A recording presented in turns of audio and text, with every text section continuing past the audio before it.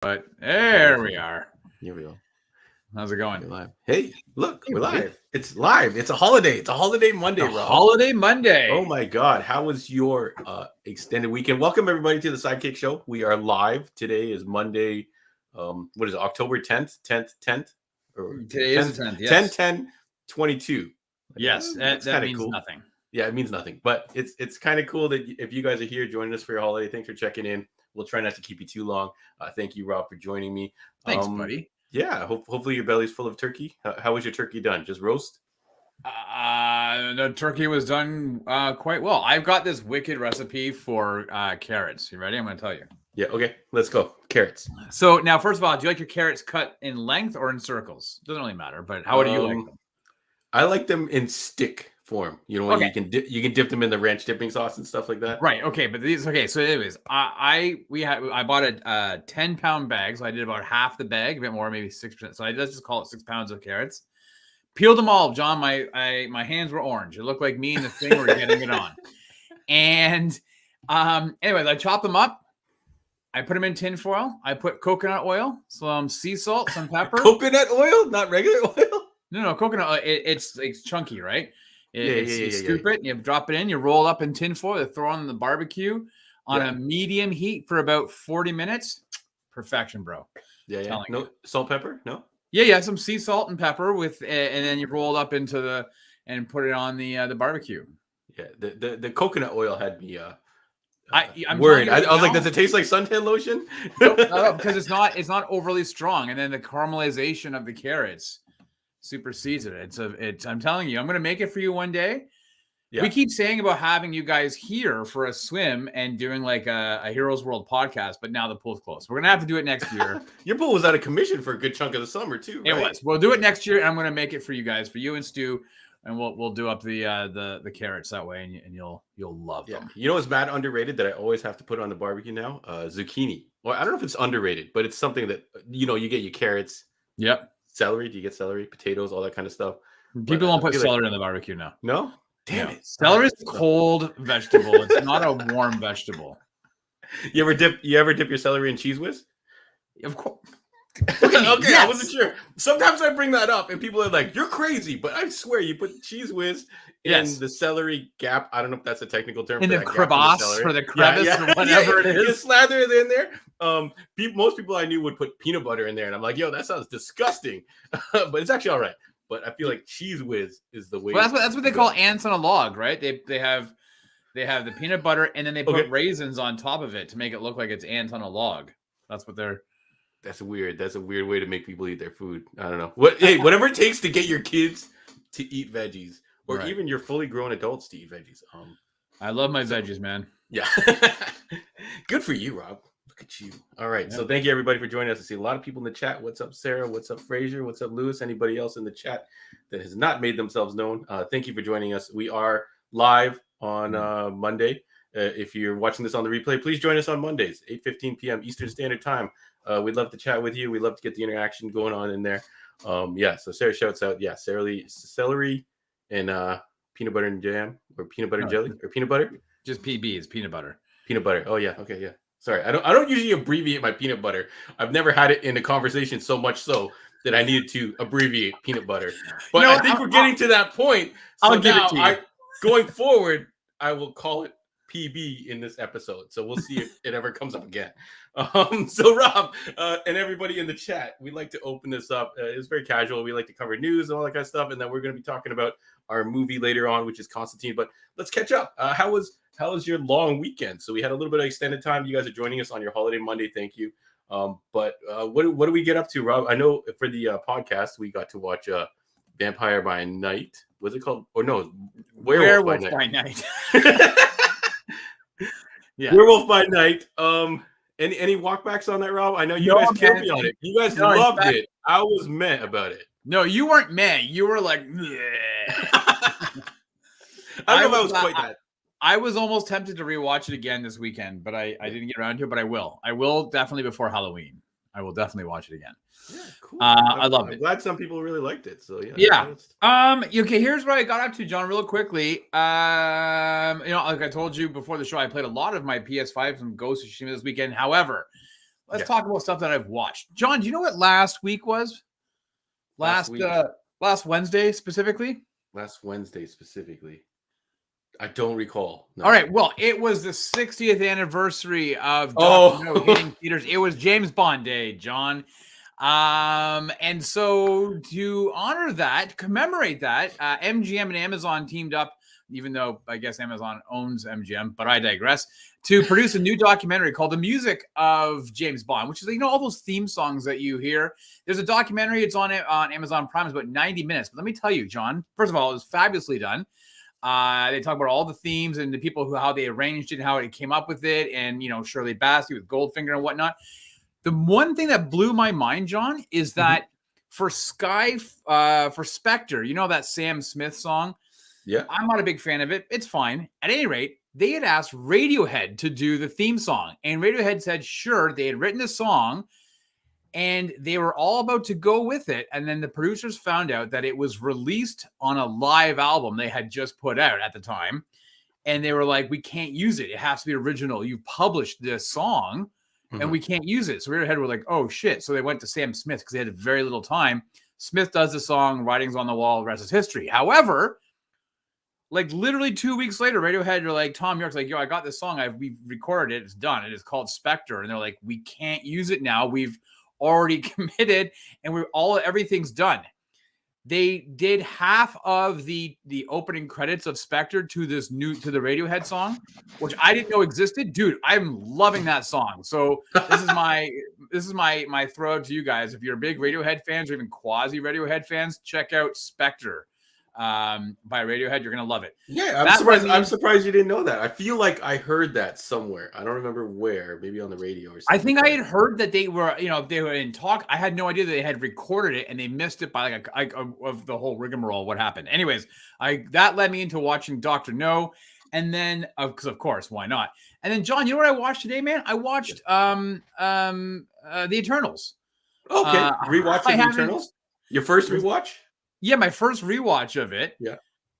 It's it's not a bad movie, man. I gotta say, it's not their best, and I think it's going to age well. I could be wrong. I think it'll age well. It's a long movie, but man, it's cool for a rewatch. It was a cool Monday afternoon Thanksgiving lie on the couch, watch The Eternals. So I was happy to. Yeah, I suspect that movie might shine more on your kind of at home because it has a bit of a slower pace than what we're used to. Sarah wants to know how I'm pretty sure the song goes, I'm a specter, I'm a weirdo, and then no, that's not how it goes. Yeah, you got it, buddy. Fine, not the Bond song. I think that's funny. Not the Bond song. No. All right. But anyways, I'm looking very much forward to 2023. John, you and I decided we were going to do all 25 James Bond movies. Get out of town. We can do Mission Impossible. I will do Mission Impossible 100%. I would entertain a rewatch of GoldenEye because that was such a big moment in the culture. Which you look at, you roll your eyes, you're like, that's the worst Bond movie ever. It's not the worst one. But I was listening to a podcast called James Bonding, and so it's actually very, very good. Anyways, they were talking about how, there's a movie on Her Majesty's Secret Service. They were talking about like if they redid it, it would be on His Majesty's Secret Service because now King Charles. Yeah. So all right. So yeah, it's going to be interesting to see that when that slides into the culture, right? When it's no longer the Queen or whatever. Yeah. Right? So what about you, bud? What did you get up to this weekend? I've just been building a hell of a lot of Warhammer stuff. So I got to sneak in a game before we opened on Sunday. So if you guys have not had the pleasure of playing a miniature war game, hit me up. These are a ton of fun. You obsess over them. You build your army. You build your little dudes, painting, all that kind of stuff.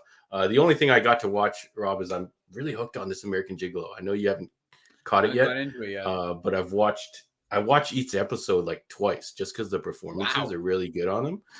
And it's got this whole mystery aspect. So you're trying to figure out and put the pieces together with John Brenthal's character, John, aka Julian. He's got two names rolling in the show.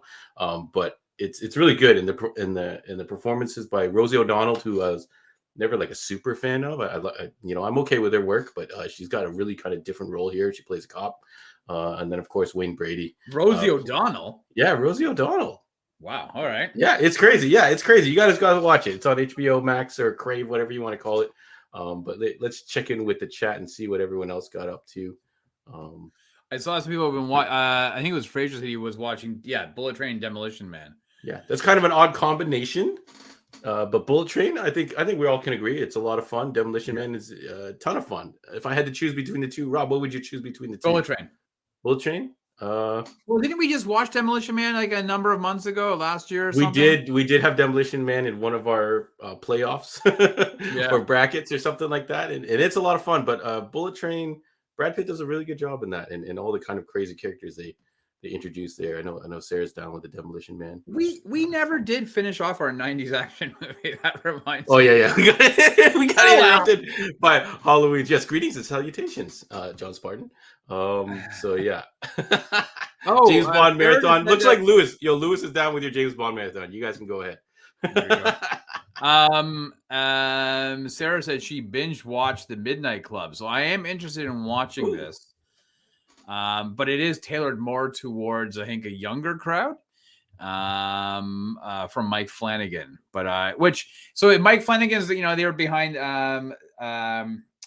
oh my God, Midnight Mass, The Haunting of Hill House, The Haunting of Bly Manor. Also, he was supposed to, John, be working on Something is Killing the Children, the adaptation for Netflix, and he just bowed out last weekend. So, boo. Might be a good. But yes, I've heard decent things. Apparently, one of the episodes of Midnight Club already hit a Guinness Book of World Records for having the most jump scares written in a single episode. So I haven't seen it, but apparently that it did hit the Guinness World Record. Oh man! All right. So it's horror themed for sure. Jump scares. I don't think it would be a situational comedy. Could you imagine if it was like adult movies that were jump scares, John? Whoa! Yeah, I don't think. First of all, you had both hands up. We know one wouldn't be up. This is a new genre, folks. No. Yeah. So shout out to Gord said Sarah slept through 75% of it, but yeah, we'll have to check in with that. Lewis did shout out his Optimus Prime Lego. Did you get one of those too, Rob?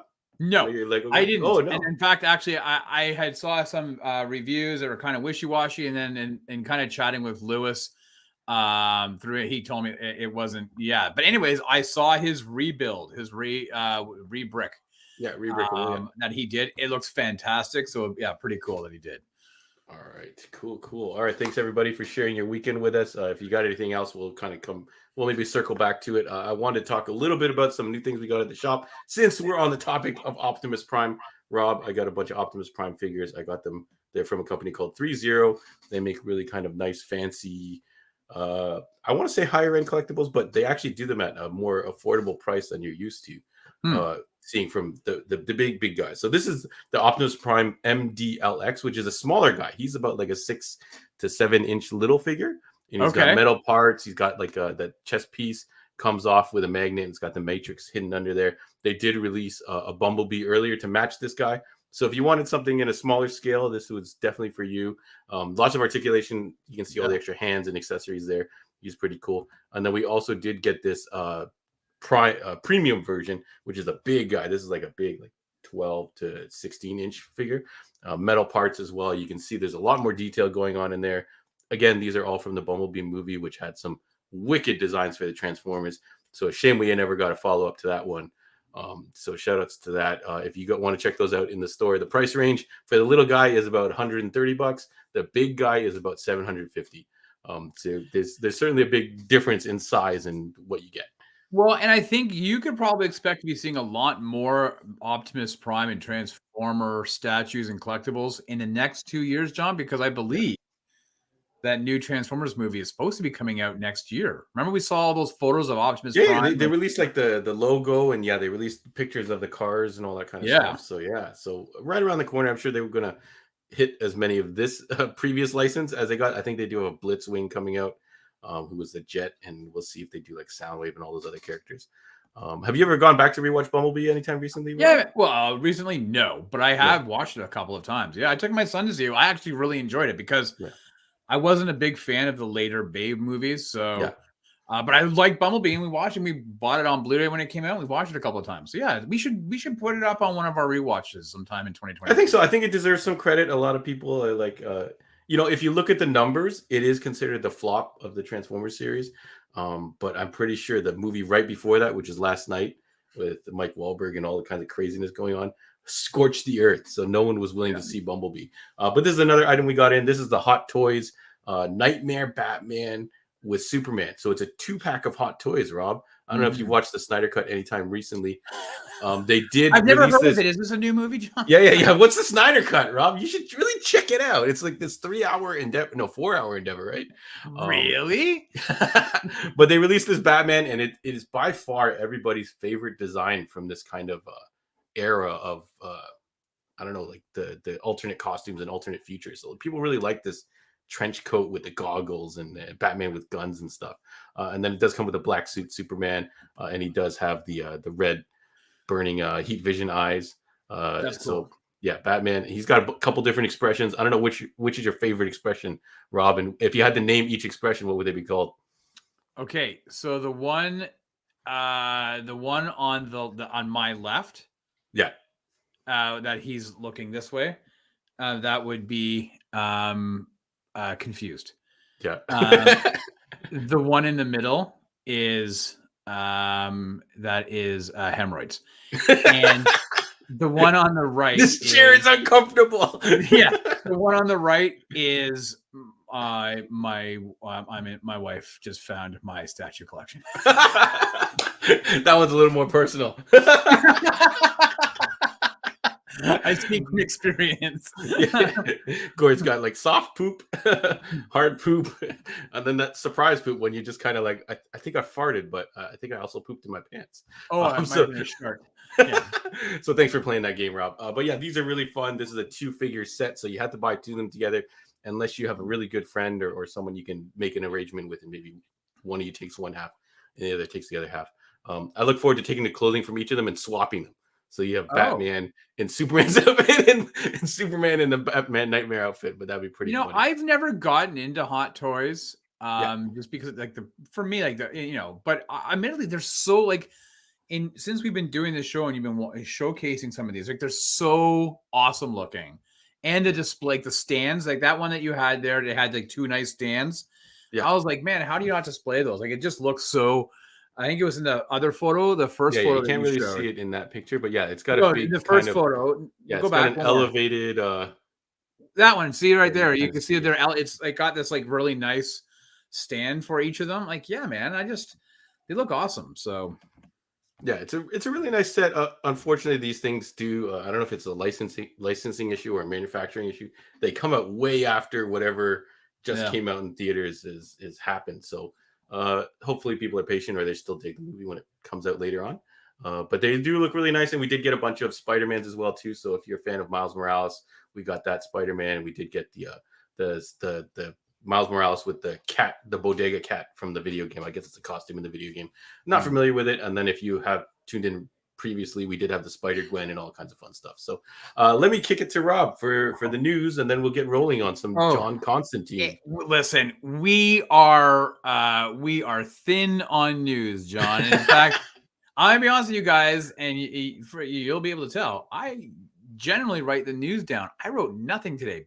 2 reasons. One, I forgot today we were doing the show because it felt like Sunday to me.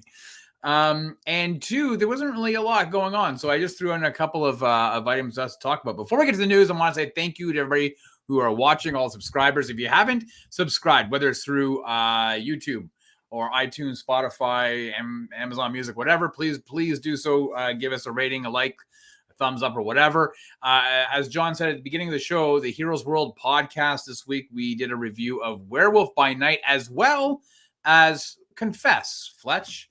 I forgot we did Confess Fletch. So both of those are up. If you haven't had an opportunity to check those out, I would highly recommend it. And if you haven't watched Werewolf by Night, please go and do so. I think you'll enjoy it. I would say Confess Fletch, but you'd have to rent that on your own. Anyway, let's get to the very sparse news stories that we have, John, and more of a conversation. I'm hoping that those in the chat can give me a hand on this one. But let's throw up that first one, John, because last week we got the poster, and then on Thursday the subsequent trailer for Super Mario Brothers, the movie, fully animated. This is by the same studio that did the Minions, Illumination. So they did the Minions and well, the whatever, those Gru movies, all that shit. So, what are they called? Despicable Me. Despicable Me. Thanks. And the Minion spin-offs. Yeah, and a couple of the other ones. I think the most recent one was the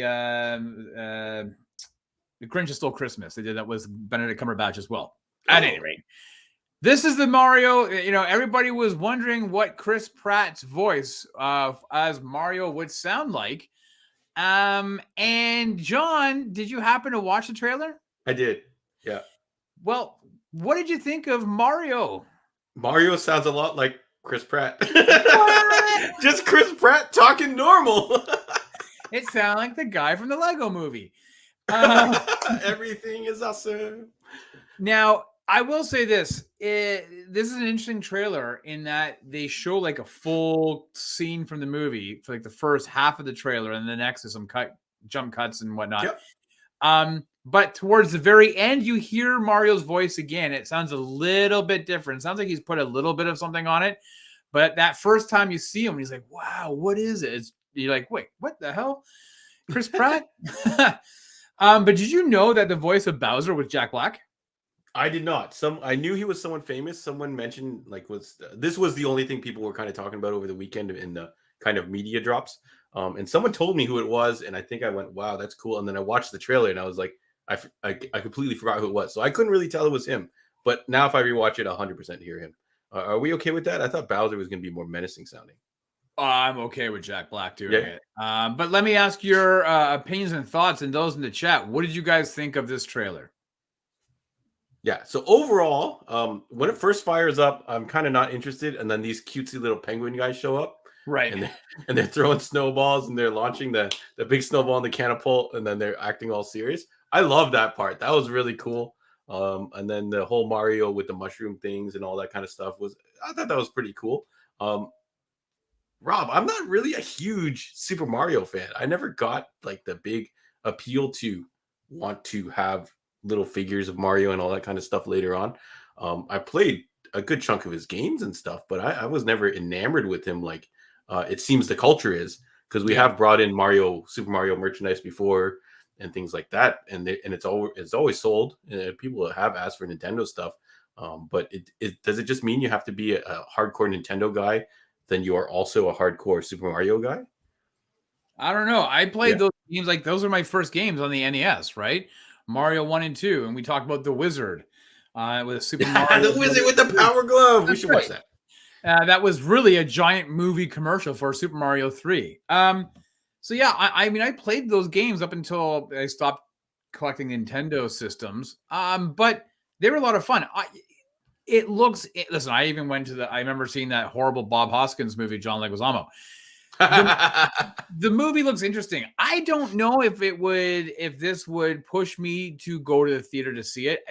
I don't have young kids, right? Mm-hmm. So if by some weird miracle my son was like, hey, I really want to go see Mario, or my daughter, I just don't see it happening. I did play the Mario game Odyssey for the Switch. It was a lot of fun. It felt good getting back into that world, but that was a few years ago. I don't know, man. The trailer was okay. It looked all right. But nothing. It hasn't moved me to go and see it. But again, dude, I'm a 46-year-old guy. It's not really geared towards. Yeah, I think the trailer with those little penguin and the cutesy stuff they did with it. And now that this movie is coming out, they could get a little slice of that Pokemon pie that's kind of going around, maybe, right? They could start releasing more little guys. I feel like they already have a lot of merch that does come out that maybe I don't see because I'm not a huge fan. Yeah. But yeah, shout out to Fraser. Fraser says, yeah, a whole movie with the video game voice actor might become annoying. Or I don't know if I don't remember ever hearing anyone had an issue with the Mario accent, but I guess it is kind of like a joke. Like, that whole "it's a me Mario," that type of thing. Maybe people don't appreciate that, and maybe they tested it. Maybe they did have someone put on the Mario voice at first, and they were like, "Yo, okay, we gotta tone this down." Chris Pratt, do a little more you and a little less Italian plumber. I don't know what. Don't worry, guys. I'm gonna put a spin on it so you won't know it's me. Yeah, it's Chris Pratt. It's Chris Pratt. All right. Who else could you replace it with? Anybody? Bradley Cooper? You think he could have done it? No, he's unless he did the Rocket voice. That's what I'm saying. No, I can't think of who. You know what? Danny DeVito. Danny DeVito. Okay. Yeah, and he could wear the costume when he goes to appearances and stuff like that. Well, I guess if you want to demean him, sure. I guess visually, it might be an honor to put on the Mario hat and You think so? overalls. I I don't know if Bob know. Hoskins felt very honored when he had to do it with that horrible ass movie. Lewis says Jim Carrey. Yeah, maybe Jim Carrey. Yeah, but I don't know he's who else. stuck. He can't. He's a Sega guy, right? He's Dr. Robotnik. I don't know if they have that rivalry in the contract. You have done a Sonic movie. Now you're no longer allowed to do Nintendo movies. I'm pretty sure you can get Sega games on Nintendos now. Anyways, moving on. What else you got, Rob? Well, we have one last. It's not really a story, John. It's more of a rumor that's come out. Okay. And I don't always. Rob heard a rumor. What's that? Rob heard a rumor. Yeah. And I don't always like talking about rumors, but it is gaining some steam online. And I thought, what the hell? Let's talk about it. Black Adam, as you know, is coming out on the 21st of this month, just in a couple of weeks, John. I've got my tickets opening day. I know that you don't. I'm going. I just haven't decided when I'm going to go. But there's been a rumor that Warner Brothers has, I guess you could say, finally shat and got off the pot, and has rehired Henry Cavill to headline a new Superman Man of Steel movie, and that he will be making an appearance in the Black Adam movie. Again, I don't have any confirmation. Not that like anybody's calling me to confirm this or not. So I'm not spoiling anything. There's always been rumors about. Did you try calling anybody, Rob? Did you? Yeah, I got the Hollywood Reporter saying, "Here's a scoop for you, dude." There was always, we talked about this back in San Diego Comic-Con when The Rock, there was a lot of talk about Cavill coming out on stage, and then The Rock really weirdly kind of downplayed Superman. He's like, well, whomever is in wearing that suit, so you didn't know what was happening. As a reminder, The Rock's ex-wife, but business partner, Danny Garcia, is the manager of Henry Cavill. And we know The Rock is heavily invested in what's going to happen with the DC universe going forward, because apparently the balance of power is changing, as we've heard for the past 4 years. But the rumor, again, is that Warner Brothers Discovery has said, hey, let's bring Cavill back on. He's going to headline his own movie. So where are you on this, John? And again, those in the chat, what do you guys and girls think Cavill about? already bounced on the Shazam cameo, correct? Like the end of Shazam, he sits down and there's someone in a Superman costume. Double. Yeah, and they never show his face and things like that. So that's kind of unfortunate. I don't know if he's just cursed when it comes to these type of cameos. But I've stated before that DC doesn't deserve him. They've kind of pushed this project around. Like they should know that unanimously, there you go. People love Henry Cavill as Superman, and they should have locked it in. So if he is not attached to a project and they have not announced, or this could be if they come out and they said secretly he's been signed on and they've been working on it forever. Oh man, kudos to them. But if all of a sudden they announce next week that they finally decided to do the Superman project and they're talking with Henry Cavill, what took you guys so long? Like it's ridiculous, right? Well, it does make me wonder. We talked a number of weeks ago, John. There was a rumor that had gone around about how Cavill had meetings with Kevin Feige and Marvel. And it makes you almost kind of wonder if Warner Brothers Discovery were like, let's get that guy back here. Because you know what? The internet fandom for the Snyder Cut got way out of the realm of like cohesive, cool. Like it just got nuts.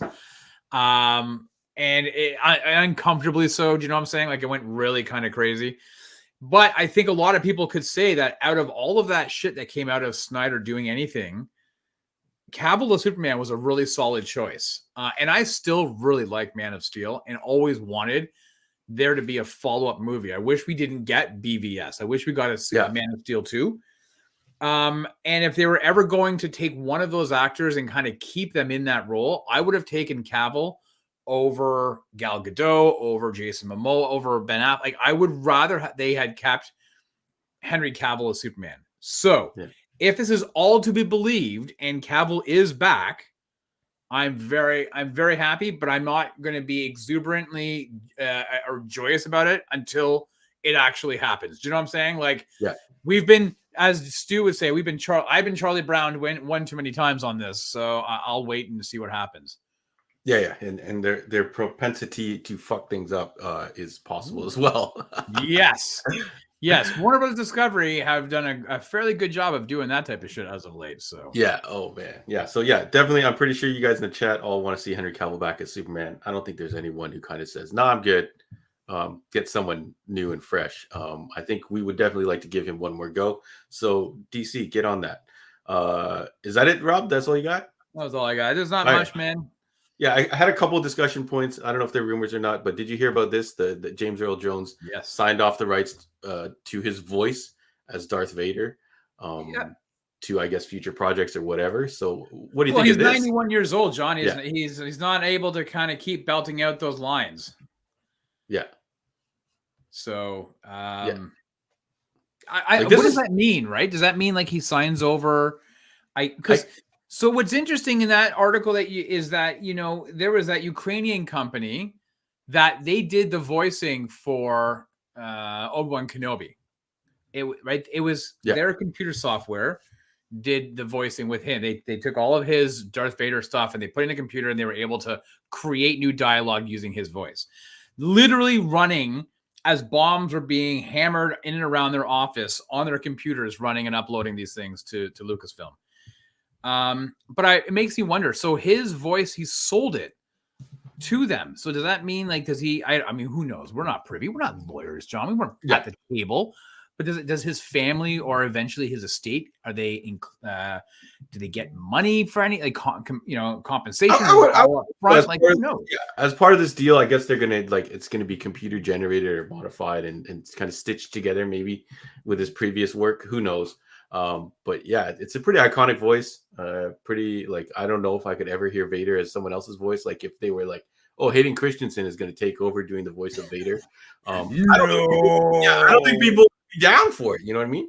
But if they said Hayden Christensen's voice with this James Earl Jones modulator is going to be the new Vader going forward, then maybe it's a different story. But it's just an interesting time that we're seeing people sign off the rights to their voices. In a similar story, there was a whole story of Jet Li in The Matrix that they wanted to digitize his movements and stuff like that, and they could have possibly owned basically a digital rendering of his move set. I guess you would call it, if we're calling it fighting. And then in a similar vein, there was a rumor, but it was shot down, that Bruce Willis had sold his likeness to a deep fake company or something like that. But they said his representation came out and said no, that never happened. They did do it for some Russian cell phone commercial, which is what I think this image is from. But what do you think of this as a possible future for us, that some of these actors, actresses, performers have their voices, likeness, and maybe moves or movements digitally sold? That's crazy, right? Okay, so I'll say this. I think there's a big difference between the James Earl Jones thing, a voice rights, because you're right. That voice is tied to that character. Mm-hmm. I can see that. I think what you have an issue is if you start selling your digital likeness to allow movies in the future to deep fake you, you're going to have Tom Cruise movies for the next 200 years. Where do you find the new action stars, the new actors coming up, if you're going to keep using deep fake with all these A-list celebrities who've been long and gone? who controls if that actor is either not able to agree to or whatever, what movies they go to? It kind of would suck if some actors kind of name went down and then all of a sudden his face appears in a bunch of C tier movies or whatever, just because they're we can afford to buy the the Army Hammer face, and then they put it on their action star, right? But yeah, it would probably be a dirt cheap right now. Yeah. I have seen that deep fakes, the Tom Cruise stuff is pretty crazy. But basically the guy has to imitate Tom Cruise on top of the deep fake going on his face. So you do have a combination of performer and technology combining here, but it's just an interesting thing that's happening. Yeah. So Dino's got a comment about just people willing to replace people that have no problem reprising their role as the character, yet old people have to sell off their position. Yeah, it's it's a crazy times we're living in, right?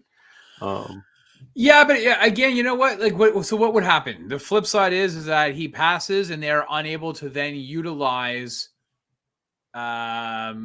his voice patterns for future projects. Then you have to get would you get a voiceover artist that sounds? Yeah, do you get an imitator, and then the imitator gets gets their full rate, and then the previous person who he's imitating, I guess, gets nothing. It's a whole weird area. So maybe we should talk to some lawyers or some agents and see what they think. Sure. We have nothing else going on. Call. Yeah. You guys are busy, right? Yeah. All Well, right. that's it, man. That's all the news I have, and I think that's probably all the news that you got. Yeah. Sorry, that was just some random talking points that I thought. No, it's good. It was good. It was a slow. It's been a slow news. Unless, I didn't. Okay, we could have talked about TJ Miller. Says Ryan Reynolds doesn't like me anymore. Well, okay, not many people do. TJ, sorry. Yeah. Nobody likes you right now, buddy. Yeah. So stop whining and trying to get your name back in the news. Okay, you've succeeded. Ryan Reynolds, hasn't responded, probably because you're a dick. So just let it go. But I thought, what's the point of bringing that up, John? Yeah. We brought it up anyways, folks. So shout outs to TJ Miller. He give you the goods. You will not be in Deadpool 3, I assume. I don't think so. I would love it if they actually recast the role of Weasel and that Deadpool makes a crack about the fact that they've recast. Yeah, how he's breaks. Hey, if it's gonna happen anywhere, shout outs to that. I'm sure. Oh yeah, we didn't get to talk about She-Hulk, but I guess we'll save that for when we do a coverage of the entire season or something. Yeah, we have a season season overview coming up in the next couple of weeks with you, myself, and Stu. So we're looking forward to that. Yeah, sorry, that just popped next week is the finale, though. And hey, just so everybody know, I read a headline that Marvel released a clip for this upcoming finale. That's like a pretty big spoiler of stuff. So just avoid watching anything to do with She-Hulk until Thursday. Yeah. Mute your feeds of She-Hulk. There you go. That's it, man. Yeah. All right. So thanks everybody for sticking with us for that. We're going to move on to the second portion of the show, which is talking about a class. I don't know if we could call it classic, Rob, but it's a movie that's coming back in the headlines because our good buddy Keanu Reeves has decided he's ready to what would you call it? Put the trench coat back on, light the cigarettes up. Really wear a trench coat. Yeah, take off his shoes. The exact same outfit that John Wick uses. Yeah, a black suit, a white shirt, man. Do you think he's gonna keep the same look, like his current look that he the long hair with the beard, probably, and all the John Wicks and in Matrix, he kind of had this new look now. But yeah, we'll get into that. We're gonna talk about Keanu. But Rob, do you have a breakdown for Constantine? I do, my friend. Constantine. Constantine. Well, we're going to talk about this a little bit, but let's get into the movie. This movie, John, and everybody joining, thanks. Hopefully you had a chance to watch this. This is part of our October Spooktacular event that John and I are doing this month. So this movie is very, very loosely based on the character of John Constantine that appeared in the DC Vertigo comic Hellblazer, co-created by Alan Moore in 1988, which, by the way, John Alan Moore came out and said he's done with comics. He hates the medium and he hates the fandom. Guess what? I think we're all done with Alan Moore, but I digress. Released February 18th, 2005.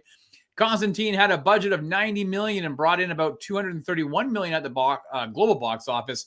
Starring, and it's so funny you said he's a friend, John, because I have starring friend of the Sidekick Show, Keanu Reeves. In the good buddy Keanu. It also stars Rachel Weisz, Tilda Swinton, Demon Hinsu. The entire MCU. What? A good chunk of the MCU appears in this film. Shia LaBeouf and Bush frontman Gavin Rosedale. And I knew you were really happy about that. He used to be married to who, right? Gwen Stefani. Yeah. There were a lot of changes with the character that didn't sit well with fans, namely the fact that John Constantine was no longer British, and that it took place in LA and not in England. And Reeves sported black hair, which does not resemble the comic book character whatsoever. The comic book character had blonde hair. Why, John? Well, because Constantine was modeled after the iconic rocker Sting. I'm not sure if you were aware of that or not. I was not. Sting. Let's police, also right? What? From the Police, right? That's right. There you go, bud. Let's also not forget that Constantine also has reputation as being one of the most powerful sorcerers in the world. He just chooses not to do it. But in the movie, he's more about seeing demons. So who knows? According to Rotten Tomatoes, and as John I see has it on the screen here, critics were not big fans at all. It has a 46% Rotten score, with many critics referring to the movie as a bomb. However, audiences disagreed, John, and it currently sits, as we can see here, with 72% fresh. Now, the audience score may have been a contributing factor in a recent announcement that Warner Brothers Discovery will be developing a Constantine sequel with Keanu Reeves set to reprise this role, and director Francis Lawrence will be back for the new movie as well. But before we go there, we have to start here, John. So here's my question. Are you a hellblazer, or while watching this movie, did you wish you were blazing in hell? Well done, Rob. Look at that. Great breakdown. So yeah, you guys let us know in the comments if you guys had a chance to rewatch this. And we're gonna dive first just into your overall thoughts. And since we are doing an October theme, we're gonna ask, is this movie scary? But overall thoughts, Rob. I thought this movie was okay. It's a little better in the first half than the second half. And just in general, I think this movie mostly rests on Keanu Reeves's charm. And we're going to get into that when we talk more about the cast and stuff like that. So I'm not going to talk too much about Keanu just now. But this isn't the first type of movie that we saw that has this kind of can communicate with the underworld, kind of a spiritual medium. That is kind of a theme that's often seen in these types of movies. Would I say it's scary? Those bad guys look with the half head chunked out. Yeah, those guys did look pretty creepy. And I guess the idea of some of the stuff is pretty scary. It dealt with some like the suicide concepts and things like that, right? Which gets pretty dark. But overall, I wouldn't say this is more of an action kind of movie. What says you, Rob? How did you feel about rewatching this? Well, listen, as I said to you before, this movie has not sat well with me in the past. I found it to be boring. And I wasn't really looking forward to rewatching it. I think I watched a couple of years ago and I was like, ugh. Upon rewatch this time, though, I tried to have an open mind. And I will say, to answer your question of is it scary? As a movie, as a whole, no. But if there was one part that would be considered scary, I would have to say the exorcism at the beginning of the movie. Oh, yes. Like the tone of like how that was shot was brilliant looking. And I got to say, like, that was probably my favorite scene from the entire movie because it felt like these modern day horror movies that we get, whether it's the Insidious movies or the other movies that we've been getting from James Wan of late, right? So I was pretty down for that scene. It was well put together. It was suspenseful. Yeah. It had a feeling of urgency. Like you didn't know what was going to happen. You didn't know if those people helping him were going to get killed and all kinds of crazy stuff. And yeah, and it looked good. Like overall, this movie looks pretty good, right, Rob? Like if this popped up on Netflix, like this week as a new streaming movie, would you be able to tell it's no? And that was one thing I do want to say, that the special effects really hold up in this movie. Yeah. They don't look dated from 2005. So I was very surprised at how well it actually did look overall. Yeah. Overall, like some of the scenes where he's in the kind of outer world thing, it looked like a green screen, but overall, green screen. I think Fraser said he didn't like the CGI bad. Overall. Yeah, I think the cars, anytime a car is involved, but I feel like that's a lot for modern movies as well. The CGI on these vehicles kind of tumbling through the air and exploding or getting damaged is not quite there. Sorry, Rob, go on. No, it's okay. So I will say in closing, overall, John, I think I probably like this more. This is like my third or fourth time seeing this damn movie. I probably liked it more this time watching it. But it is really long. It's like a long, just over 2 hour movie. And I was like, man, this needs to like pick up, right? Yeah. I was surprised that I think the 120 mark or so, I decided to press the down button to check the time clock. And I'm like, whoa, okay. This is going a little longer than I think it should. I think, if it was cut down to 90 minutes, I think this would have been a lot more tight. It probably would have been maybe a little more well received. But yeah, let's get into it. A couple people, saying they watched it. Fraser said he didn't like the CGI, but he said overall it was fine. Let's get into the cast then, since we're going to keep things rolling here. I think Keanu Reeves is just like the reason you would watch this now. I think, of course, but being a longtime Keanu Reeves fan, I don't know how long you were a fan as well, Rob. I feel like being a fan back in the day, he did get criticized a lot. People would call him stiff. They would call him airheaded kind of surfer. Yeah. But I feel like he didn't really diverge too much. He's kind of owned that lane Yeah. that he's been in. And I don't know if it's maybe his real life personality that has helped elevate him to the status that he is now. He's basically a Hollywood god now. I don't know if you would Yeah. say that, but or royalty of some kind. What do you think? Like, if you were a fan back in the day and you had to defend him, saying, "Oh yeah, you know what? I like him in this," and people are like, "No, he's stiff. He can't act," that type of stuff. But like, Well, it's he's interesting like, because you this would comes out not after the criticize him now, Matrix. right? Yeah. Like this comes out after the Matrix. So he's still kind of riding that Matrix coattail, so to speak, Yeah. right? And popularity. So I think if you were a diehard Keanu fan, this might have been a hard one to defend back in the day. And I also think, and I'm sure Gord will be able to give me the exact date, but he also around this time, maybe a bit before, had done that movie with Al Pacino, Devil's Advocate or something like Devil's that. Advocate as well, right? And so, overall, he was okay. I just think Gord made a point in here. I'll put it up on it. Said if you don't know about the comic, this movie is pretty good. And I think for me, the New 52 Justice League Dark run, I was reading a lot of that, and I really enjoyed Constantine in those comics. And I found myself thinking, oh man, the Constantine in the comics is vastly different than what I'm watching here because there's no magic involved. Like there was a lack of magic. It was all to do with like afterworld and demonology and everything else like that, which is a different character than I'm used to kind of reading. So I kind of agree with Gord, making that point and pointing that out. Yeah, Gord says 97 was Devil. Okay, so 2 years before, and then before Matrix, and 8 years before this. So when was A Walk in the Clouds, Gord? Do you know when A Walk in the Clouds was? When Keanu Reeves plays a chocolate salesman in a Clash of Cultures rom-com. One of my all-time favorites. But anyways, what about the rest of the cast, Rob? Any standouts? Like I said, a variable like Black Widow's mom is in here. I forgot what her name was in the movie. Yeah, Rachel Weisz. You had the guy from Guardians who got like a really big part in the What If series as well. Like all kinds of like. Yeah, well, I actually forgot. Ancient One is in. Yeah, I forgot Tilda Swinton was in. Tilda Swinton, I feel like she can do any role ever, and I find her to be absolutely like mesmerizing watching her. Like I really find her to be like just I just love watching her speak. I don't know what it is, but yeah, I'm a big fan of Tilda Swinton. So I forgot Shia LaBeouf was in this movie as well. He is the only character that I feel like could have probably been plucked out. They kind of I didn't understand his purpose. Didn't give him enough. Yeah. Well, I guess he was like a sidekick, and maybe if this turned into more movies, then you would have needed him in that position. But no, don't forget, John. Oh, did you see the end credits scene? What's the end credits scene?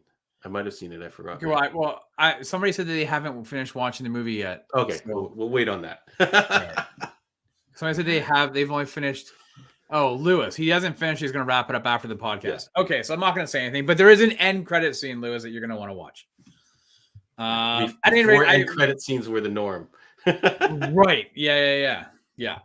I don't know. I think it was. Oh, I'm going to try to find it. I think it was Dino who said, yeah. He said Peter Stormare stole the movie and made it memorable, obviously as the devil, right? But then you know what, John? What happened is I was watching him and he was like, John. And I was like, how many Johns has this guy played? Because it's hard to think. This is a reunion. He's the guy from the John Wick as well, right? So this is like a mini.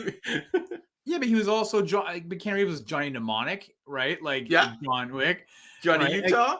Johnny Utah. Like how many characters has he starred in with the first name is John? So it's hard to making me wonder. I guess I should have done research, but it's a good name. Yeah, Peter Stormare was pretty cool, and it was a precursor to what we would get, 20 years later with the John Wick movies. Yeah, that's funny. I didn't realize that. That's funny. Yeah, I still want to buy a Johnny Utah jersey. But all right, I think you already nailed the head on the best scene of the movie. It feels like they put the most effort right in that opener, I guess, to make sure people were hooked on it. But any other scenes kind of worthy of mentioning, Rob?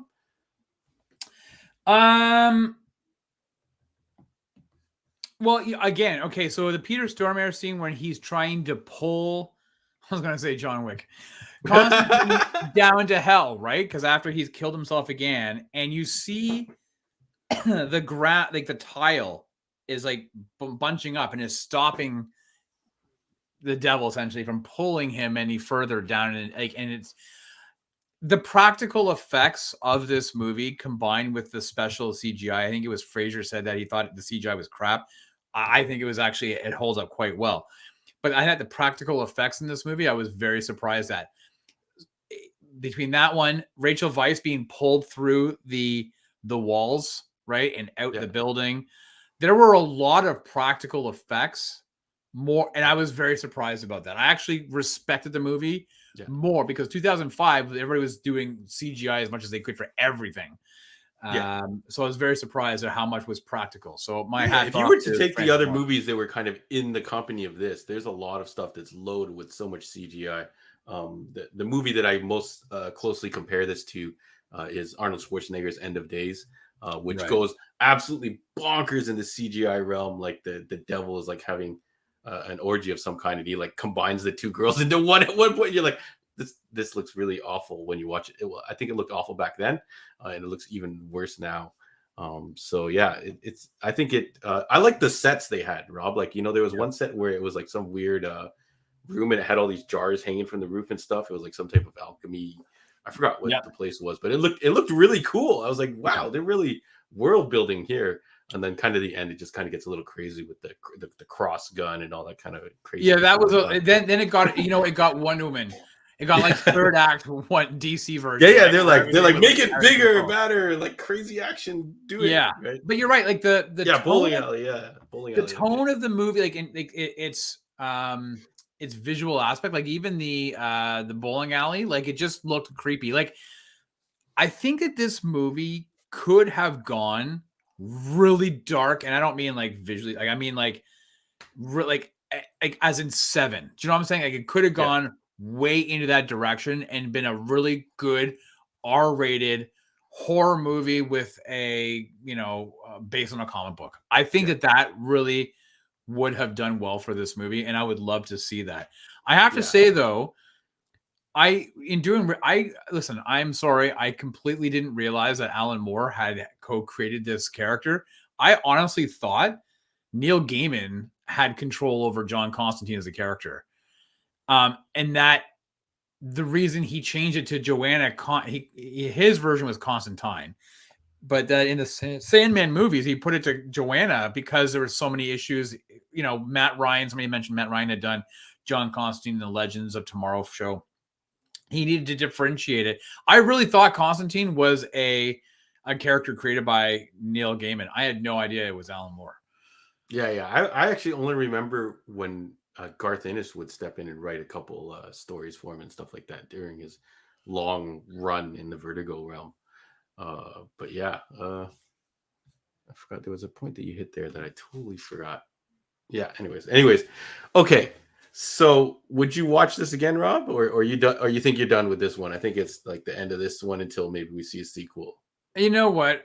I would probably watch it again leading up to the new movie because I'm fairly certain we're not going to get the new movie for at least 3 years. So you're going to have to refresh your memory. I think I'll read a summary. So I would probably rewatch a little bit of it. I might fast forward through maybe the middle section when it really drags. Yeah. But yeah, I probably would. I would.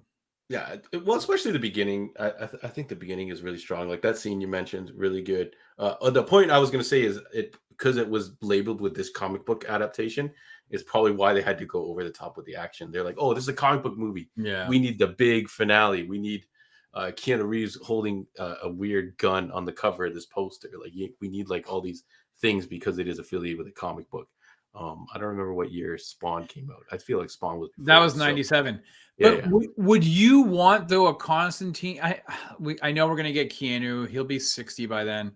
Yeah. But do you want a Constantine though that is more in the realm of like with magic and all that type of like more skewed to how we get it in the comics? Like all respect to Matt Ryan, who's owned this role for the last number of years. He even does the voiceover for their animated properties, but we got somebody new. But would you want a Constantine that's more like that, or would you prefer him to be stuck in this demon type of? I think he's okay in this until it got to the action. So I suspect what they're going to do for the sequel is just kind of mimic what they started at the beginning of this movie, because the sequel is probably not going to have a killer budget. To my knowledge, I feel like it wouldn't be them resurrecting this movie from 2005 to give it a large budget. So I feel like it is going to be a more toned back movie. And it seems like the projects Keanu is doing now is more kind of like I guess a little bit more story held back, a little more into world building and that kind of stuff. So maybe he's going to be in it, and it'll be like a handoff. But do we need it? How about that? Yeah. Do we need a Constantine 20 years later? If it comes out in 2025, do we need it? I think so. I think people are into this genre a little more now than back then. So you could definitely sell it, and hopefully that would cause people to start going to the stores and buying the comics and stuff like that. Because I don't think I've ever seen a spike in the comic sales from his, this character's appearance in the animated or the Legends of Tomorrow that you mentioned. Like, this movie's too old that I wouldn't really have seen it. Recall if it caused anything. But I think this genre is kind of a lot of people like it now, and it's different than some of the stuff out there. So I think it'll be okay. I'm sure he's going to rock his look. I suspect he's not going to. He smoked a lot in this movie, right? He was lighting up his cigarette a lot, which they kind of like don't do it all in the movies nowadays. Yeah, but then they killed off, no pun intended, that whole storyline when he reached in and took out his tar-infected, cancer-ridden lungs, and now they pulled it. I'll tell you, I would prefer getting a proper Justice League Dark movie. That's what I would prefer to see. I feel like you wouldn't take Keanu Reeves for that, though. You don't take Keanu along for the ride for that. But so you like this character, and it doesn't necessarily have to be Keanu Reeves bringing him back. No, not at all. I all respect to Keanu Reeves, but like, as you said, if he's rolling in with his long hair and beard, you're just doing the same shit, right? Like, I suspect they're just going to continue what this movie has already established. You don't bring back Keanu Reeves and do a complete reboot of him playing the same character. Yeah. All right, so great. I don't know. Yeah, notice that we'll see. Doing more of this again, and another Matrix, right? So we'll see with the tattoos and everything. But all right. So shout outs, thanks everybody for joining us for John Constantine. If you guys got any last minute thoughts on John Constantine, make them known now. I'm just going to pop up the schedule. So this October we are doing our Spooktacular. If you have not seen the schedule, we did do Brightburn already, which is a fun gore fest, I'd say. Constantine was today. Next week we have coming up Doctor Strange in the Multiverse of Madness. Is it still as good now? Is it good to watch around Halloween? We're going to find out, followed by the punch right in your heart, Ghostbusters Afterlife. If you guys watch this movie and you don't tear up at all, I think you're dead inside, which is okay. We'll still hang. And then we'll follow it up on a special Sunday episode of Blade 2. So we're going to find out if Blade 2 is in fact better than Blade 1. I don't think it's quite got the same feel, but it is. I recall it's a pretty good movie, right, Rob? I suspect the CGI or the VFX is going to be a little more apparent here. The datedness. This is directed by Guillermo del Toro, and he's all about practical effects. So I think a lot of those, I don't know if it'll be as bad as what we're anticipating, but I'm looking forward to finding out. I know for sure there is at least one major scene with CGI Spider-Man ninjas. It's gonna look it's gonna look pretty bad. But other than that, it does have Donnie Yen in it, and it's got some really nice fight choreography. So we'll see about that. So you guys dust off. Next week is our, before we get too off topic, next week is, what's it called again? Multiverse of Doctor Strange and the Multiverse of Madness, which is funny. So this movie came out in May of this year, John. It feels like forever ago. We haven't done a rewatch. It hit Disney Plus in July. We talked about doing a rewatch, but we're like, So this seemed like the perfect time because this was supposed to be, or I guess it was labeled or billed as Marvel's first horror movie, or first movie that delves into the horror aspect of things. So we're going to give it a go. I mean, listen, we can do a summary, a rundown of what we thought during the Heroes World podcast. I think, John, you liked it. I was kind of on the fence on it. So I'm interested to see how it I really liked it. I was in the mood for it. It was in theaters, in a dark theater. I think I did have to watch it in 3D, though. I think a lot of the theaters were only playing this in 3D when it first opened. So I look forward to watching it at home. I believe it is one of those enhanced yes, digital IMAX movies on Disney Plus. Yep. So turn out the lights, folks. Get the popcorn out. Watch it at 3 a.m. at night. You know, I don't know what you got to do to make it to construct the atmosphere that this movie should have held into. But I'm looking forward to seeing. I saw a lot of criticisms of it when it came out, and I'm wondering if the lack of the new surprises coming at me is going to show me what people like, all these criticisms that a lot of people had. Because at the time, some people did skip this in theaters, right, Rob? Yeah. And opted to wait for digital because of health concerns and things like that. So, yeah. Yeah. We'll see how it goes. Yeah.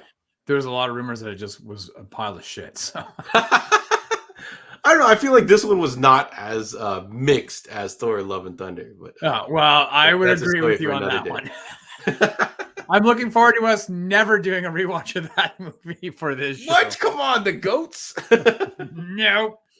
Oh man. But that's it, man. I am looking for. I own it on Blu-ray. I bought it. It was $10, so I am looking forward to firing it up. Rob's gonna dust off his Blu-ray. Yeah. So shout outs to a lot of people mentioning Lucifer. I don't know if you ever watched that TV show, Rob. But that has a very similar vibe. And I would recommend it. I've only watched a couple episodes of it, but I did like what I saw. Yeah, I think my son had watched it, and I saw a couple of episodes. I thought, it's all right, but yeah, it's kind of a procedural along the lines of this mystic arts type thing. So I think. Tell you what, though, if you guys want, I would go back and rewatch Sandman, or if you haven't had an opportunity to watch Sandman on Netflix, there's no better time than right now to watch it. I want to go back and rewatch it, and maybe this is the month to go ahead and do it. I feel we got a lot of things to watch right now. Yeah, we have a lot of things, but I would totally rewatch Sandman again because I loved that series, and maybe again October is a perfect month for that. So if you haven't seen Sandman, go check that out. Yeah, Sandman. I will throw out a random recommendation for Arnold Schwarzenegger's End of Days. If you want to see a fun one where Arnold Schwarzenegger really tries something a little different. One of my all-time, I don't know if it's one of my all-time favorites, but I still do like that movie for some reason. Maybe I'm just a diehard Arnold fan. But thank you again, everybody. Thanks for sticking with us. Thank you, Rob, again. Thanks, buddy. For getting that rundown together. We look forward to next week hearing about when Doctor Strange was originally supposed to come out. Yeah. Maybe it was supposed to come out around Halloween originally. I think it was. Yeah. Yeah. Thanks, everybody. Thanks for watching. Whether you're with us live or listening after the fact on YouTube, or watching us maybe on YouTube later on, or on Amazon Music, Spotify, which is John's favorite, and iTunes, we appreciate it. So I guess until next time. All right. Thank you very much, everybody. Yeah. Go home.